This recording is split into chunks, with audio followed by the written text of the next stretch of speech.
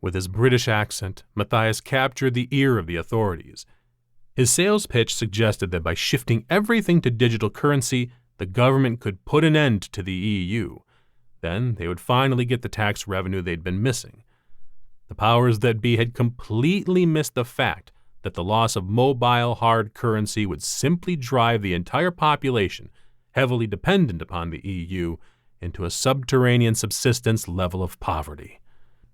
The governments involved in this joint experiment had made the classic mistake of pushing the population into a position where they now had nothing left to lose.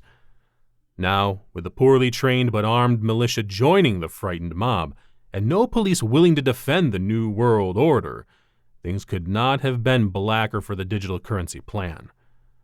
One of the larger, well-fed directors meekly asked, "Did the specialty donuts get delivered this morning? Can you ask the private security persons if they are on their way up?" At that same moment, gunfire cracked several corners of vertical glass panes in the director's meeting room. The imminent threat of the collapse of the fractured glass walls was immediately on the minds of the directors at the table. Mathias Dutch, who was always addressed as Dutch, entered through the lavatory door adjacent to the boardroom. He was imposing in his loose suit, which obviously concealed his holstered handgun. His gravelly voice barked, "The donuts are here, but the coffee is still brewing. Who wants to wait and who wants to go? The chopper is on the roof, but there's only room for 3. Mathias frowned and retrieved his own personal 9mm semi-automatic. He promptly made the selecting votes.